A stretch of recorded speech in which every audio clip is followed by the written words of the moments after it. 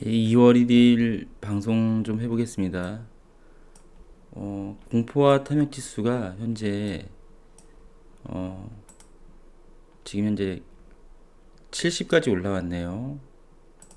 이 정도면은 저기 상당히 높은 상태거든요. 지금 상황이 이렇게까지 올라갈 상황인지 모르겠는데 어떤 호재를 빌미로 올라간 건지 모르겠어요. 근데 현재 상황을 봤을 때 70, 여기서 좀 더 올라가면은 이제 익스트림 그리드까지 가거든요. 그럴 경우에는 그런 과열이 오래 가지는 못합니다. 지금 상황에서 봤을 때 이 공포와 탐욕 지수를 결정하는 몇 가지 지표들이 대부분 뭐 익스트림 그리드 단계, 여기도 익스트림 그리드 단계 와 있어요. 그리고 푸콜 레이시오도 83까지 와 있습니다. 이 정도면은 약간 풋보다는 콜 쪽이 좀 강세인 거예요. 이게 저가에 사서 어느 정도 반등하면 파는 이런 형식으로 투자하는 사람도 있지만 추세 추종 매매를 하는 사람이 많기 때문에 특히 선물 옵션 시장에서는 추세 추종을 많이 해요. 그래서 상승을 계속 하면은 그 관성 때문에 상승에다 배팅하는 사람이 많더라고요. 그리고 현재 빅스 지수도 20 부근에 있죠. 이것도 지금 안정적으로 이렇게 눌리고 있어요. 당장은 뭐 이제 급격하게 변동성이 나타나기보다는 서서히 이제 뭐 추세가 전환되더라도 하락으로 천천히 바뀌겠죠. 지금은 일단은 주식에 물려있는 사람들은 반등이 와서 이제 탈출 기회를 준다. 그러면 탈출한 후에 다시 이 공포와 탐욕 지수가 이쪽 25 정도 부근에 왔을 때 그 매수하는 게 바람직해 보입니다. 다음 거 볼게요. 그리고 S&P 500을 제가 한번 차트 분석을 해봤어요. 근데 이게 차트가 너무 커가지고 이게 다 화면 안에 들어갈지 모르겠는데 여기 이게 되게 1파, 2파는 뭐 과거에 여런데 70년대부터 따졌어요. 근데 1파, 2파 끝나고 여기 3파, IT 버블 때 3파로 보고 그리고 4파를 서프라임 모이지 사태 때를 4파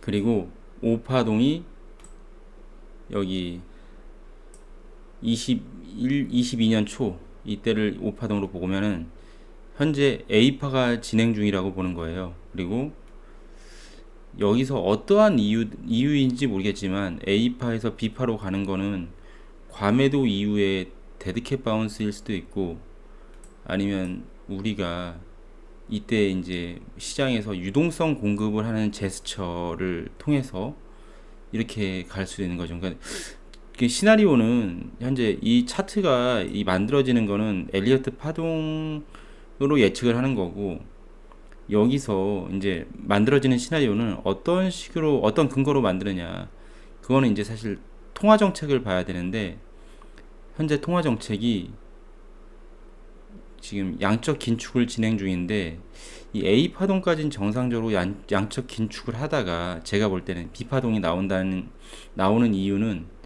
양적 긴축을 하다가 금리는 손을 안 댈 것 같아요. 개인적으로 봤을 때는 금리는 올해는 손을 안 댈 것 같아요. 근데 양적 긴축을 월 950억 달러씩 연준 자산 축소하다가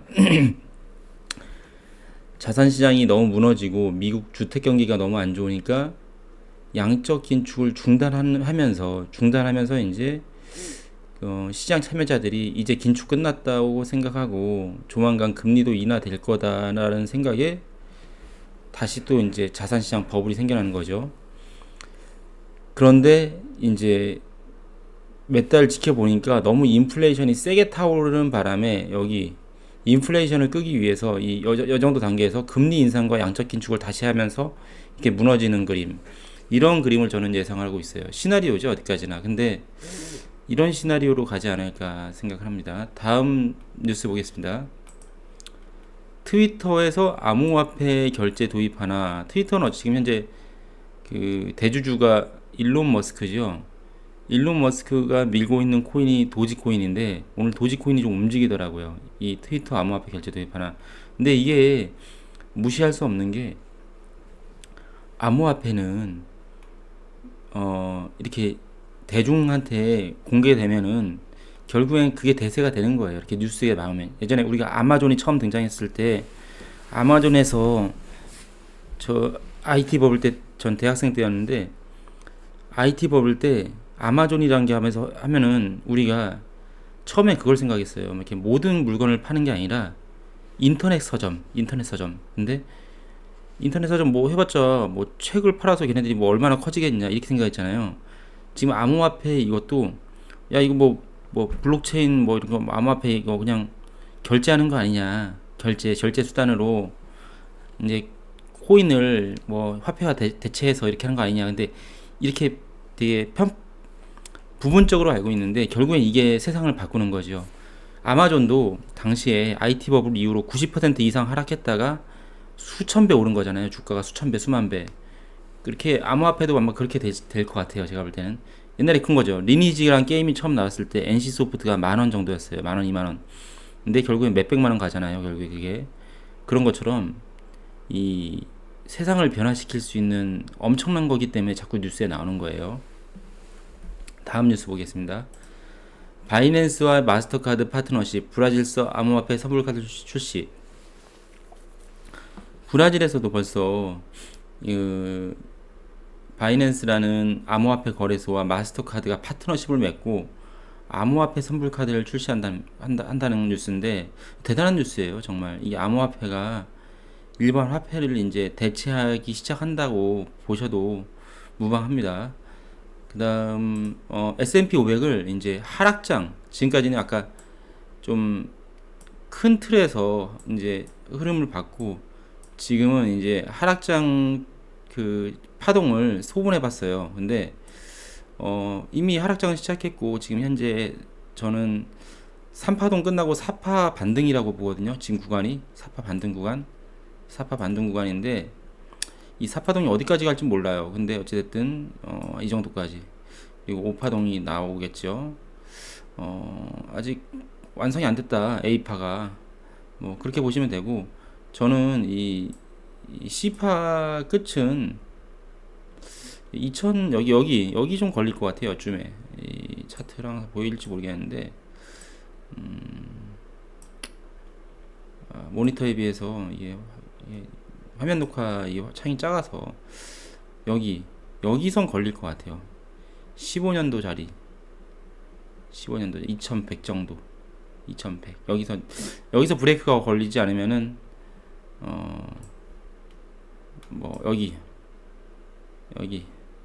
2008년도 고점 1500에서 2100 사이가 S&P 500 저점일 것 같은데 1500이 가려면 제가 생각할 때는 연준 기준금리가 한 8, 9% 넘으면 그렇게 갈 것 같습니다. 8% 정도. 근데 그렇게도 갈 수 있어요. 인플레를 끄기 위해서는. 그 다음에 연준 지금 현재 금리 예측은 대세는 2월 2일 날 있는 금리는 이게 아마 한국 시각일 거예요. 근데 2월 2일 날 금리가 4.75, 4.5에서 4.75를 98.7% 예측하고 있고 3월 달은 5%. 그러니까 미국 금리 상단은 3월 달 이미 이제 한 50일 남았는데 50일 후에는 5% 금리는 확실하다. 이렇게 보시면 되고 미국이 5% 금리면 우리나라도 4% 이상은 가야 된다. 원래는 미국이 5%면 우리나라 6% 가야 되는데 워낙에 경제 체력이 약하니까 특히 내수 체력이 약하니까 손을 안 대고 있는 건데 이게 괜찮을지 모르겠네요. 나중에 장기적으로 봤을 때 반드시 문제가 생기긴 할 것 같아요. 제가 볼 때는. 그 다음에 그러니까 5%간 이후에도 물가 상승률이 2%대까지 떨어지지 않으면은 금리를 올리지 않더라도 최소한 금리를 낮추진 않을 거예요. 한 장기간 동안. 다음 뉴스 볼게요. 부동산 PF 대출 10조 늘린 새마을 금고 부실 위험 커진다. 새마을금고 0% 보실률이 벌써 0.22까지 올라왔어요. 근데 아직은 부동산 PF 쪽이나 이런 미분양 초기잖아요. 그러니까 이게 새마을금고는 지금 몇몇 새마을금고는 위험할 수도 있어요. 안에서 썩고 있어요. 왜냐면 연체율이 지금은 1% 미만인데 1% 이상으로 갈 수도 있고, 이게 근데 되게 좀 안타까운 게 뭐냐면 올 들어서 1금융권 은행, 2금융권 증권보험사까지 부동산 PF 대출 규모를 축소하고 있었는데, 새마을금고도 그러면은 자기네도 위험하다고 생각하고 이걸 받지 말았어야 되는데, 새마을금고가 너무 그 관리용 토지 신탁을 너무 많이 지금 현재 얘네가 그 대출해 줬어요. 새마을금고 좀 이용하실 때 그 좀 큰 금액은 여기에 예치하시면 좀 위험할 수 있습니다. 불 꺼진 상가 늘어난다. 공실률 13%대. 이거 공실률 13% 이거 믿으면 안 돼요. 왜냐면 그 상당히 오랜 기간 동안 이제 임대료 안 받고 그 상가를 임차해 주는 거, 그런 거나 아니면 여러 가지 편법을 통해서 임대차 계약을 맺은 경우도 많거든요. 그래서 공실률은 생각보다 더 높을 거라고 봐요. 저도 지나가다 보면은 너무 많아요, 공실이 지금. 그래서 이제 이거는 지금은 상가를 사는 거는 절대 안 됩니다. 절대 안 돼요. 상가 사는 건. 이자 비용도 비싸고, 상가는 또 취등록세도 비싸고, 또 건강보험 세금 많이 붙어요. 이거는 상가는 정말 싸게 잡지 않는 이상은 이제는 힘들어 보입니다.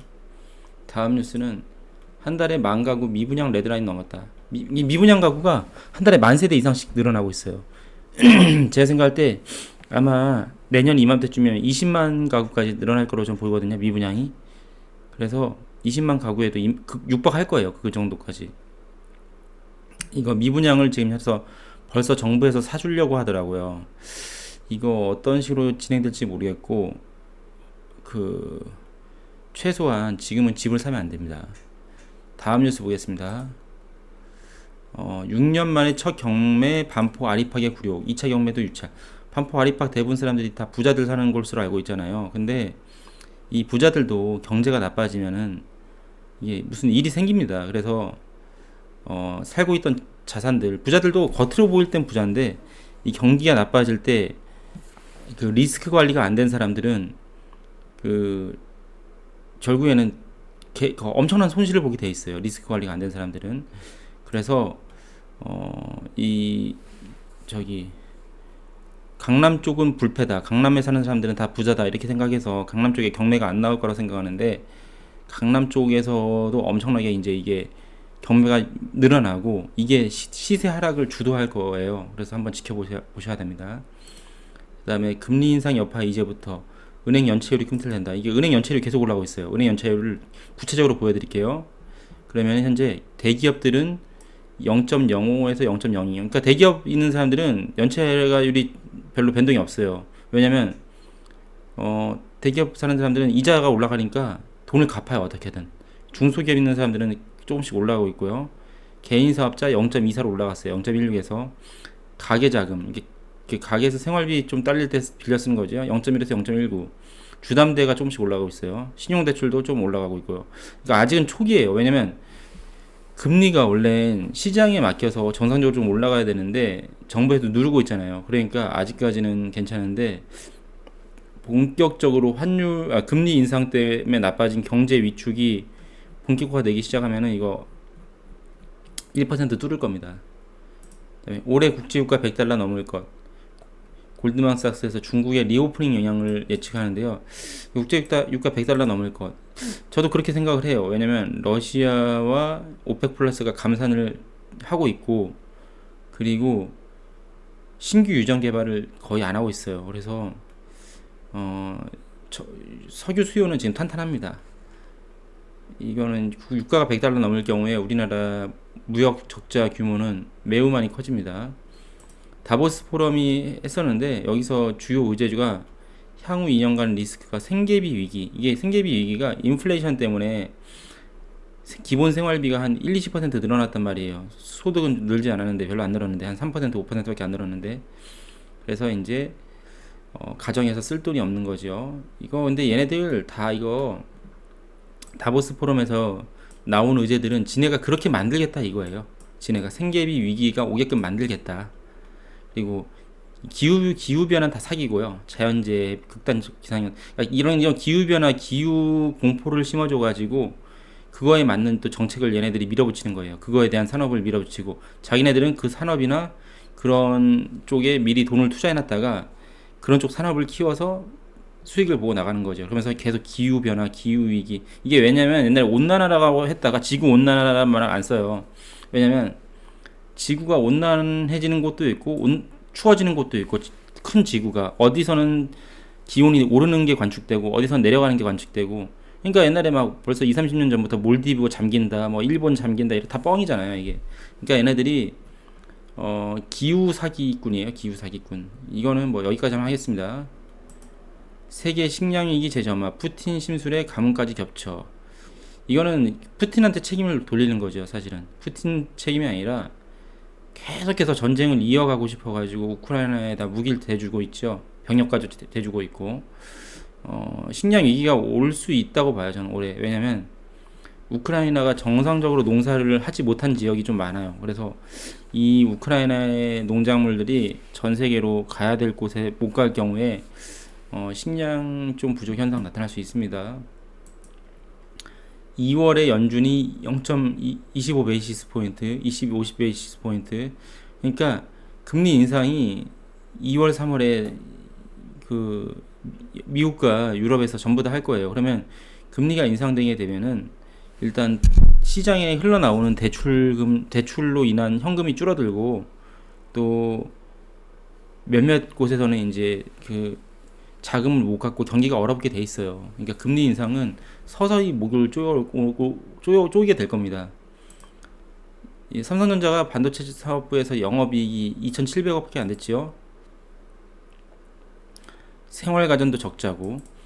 근데 이게 여기서 단순히 끝날 것 같지는 않고요. 반도체 쪽은 아직까지는 제 생각에는 수요는 폭증을 할 건데 수요 폭증을 앞두고 한번 눌리는 거로 봐요. 근데 대신 좀 오랫동안 눌릴 것 같습니다. 세수 50조 원 늘었지만 나라 살림 98조 원 적자. 이게 문제가 뭐냐면 세수가 50조가 늘었는데도 98조 적자면은 올해는 세수도 줄어들 건데 이제 지출은 안 줄어들거든요. 그러면 이게 올해는 나라 살림 100조 원 이상 적자 날 거예요. 그러면 국가 부채가 이렇게 빠르게 늘면은 반드시 이제 국가 신용도는 떨어지게 돼 있어요. 그 나라가 국가 부채가 늘면은 국가 부채가 줄이게끔 긴축을 해야 되는데 정치인들이 자기 임기 동안에는 경제가 나빠지는 걸 원치 않기 때문에 돈을 계속 풀 거예요. 근데 돈을 풀는데 돈을 못 푸는 상황이 와야 돼요. 그러면 어떤 상황에 돈을 못 푸냐면은 IMF나 이런 데서 제재를 가할 때는 돈을 못 풀기 힘들 거예요. 아마 우리나라가 국가 신용도 낮아지고 다시 한번 IMF까지는 아니더라도 IMF급 위기가 왔을 때 이런 위기를 만든 애들이 이제 글로벌리스트 세력이거든요. 얘네들이 우리나라에 또다시 알짜 자산들을 뺏어갈 겁니다. 그 IMF 때 은행이나 뭐 삼성전자 이런 거 다 뺏어갔잖아요. 이번에도 그렇게 될 거라고 예상합니다. 미국 소맥 선물 차트예요. 소맥은 말 그대로 밀인데요. 라면 재료죠. 라면 재료기도 하고 뭐 여러 가지 밀로 과자도 만들고. 근데 밀이 여기가 이제 그 바닥을 찍고 큰 파동으로 봤을 때 그때 작년에 봄에 여기 2008 금융위기 때도 밀값이 되게 많이 올랐었거든요. 거기 때보다 지금이 더 우리나라에서는 더 비싸요. 이때는 환율이 지금처럼 높지 않았거든요. 2008년도 3월 달쯤에 한 1000원대 초반 1200원 했을 거예요. 1100원. 근데 지금은 1100원도 안 했어요. 1000원 정도 했던 것 같은데 그러다가 마지막에 1600원까지 올랐었죠. 근데 지금은 환율이 1300원 근처인데 1230원. 근데 이렇게 올랐다가 눌리고 다시 지금 제가 볼 땐 바닥이 거의 만들어졌어요. 그리고 아마 그 인플레를 못 잡으면서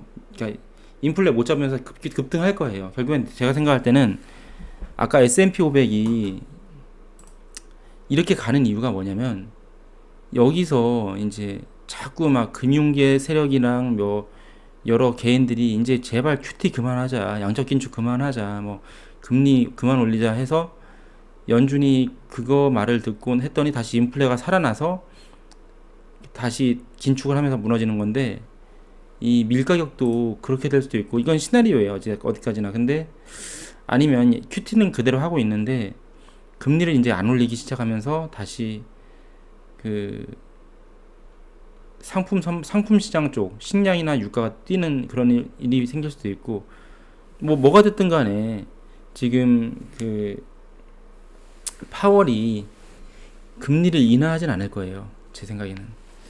그 파월이 그 과거에 그 아서번즈처럼 되기보다는 폴 볼거처럼 되고 싶다고 했거든요, 지가. 그래서 아마 어쨌든 이거는 뭐 파월이 하든 뭐 하든 다시 그 전 세계를 주무르는 세력들이 짜고 하는 거기 때문에 우리는 좀 리스크 관리 잘해야 돼요. 근데 왜 그렇게 그걸 폭락하는 걸 확신하느냐? 그 이유는 일단 보시면은 이 장단기 금리 차가 이렇게 계속 마이너스 영역에 오래 있잖아요. 그러면은 유동성이 그 시장으로 지금 크게 나오고 있지 않다는 얘기예요. 유동성이 원활하게 나오려면은 장기금리, 단기금리가 차이가 플러스 영역에서 좀 높게 있어야 돼요. 근데 마이너스 영역에 이렇게 있다는 것 자체가 유동성이 제어되고 있다. 유동성이 되게 깐깐하게 나온다. 유동성이 거의 안 나온다시피 하다 보면 증가하지 않는다. 근데 그걸 보여주는 게 작년 12월 달에 미국에서 처음으로 M2가 축소됐잖아요. M2가. 그것도 있고, 지금 그 연준 자산이 매월 950억 달러씩 축소되고 있고, 최근에 좀 이렇게 내려오고 있어요. 그러니까 이게 연준 자산이 축소되면서 채권 만기되는 걸 다시 되사주지 않기 때문에 채권 금리가 이렇게 QT를 좀 하는 도중에는 그 오르게 돼 있어요. 채권 금리가. 일단은 오늘 방송은 여기까지 하고요. 앞으로 그 여기 공포와 탐욕 지수가 더 위로 갈 경우에는 이제 시장 하락이 임박했다, 이렇게 보셔도 괜찮습니다. 여기서 마치겠습니다.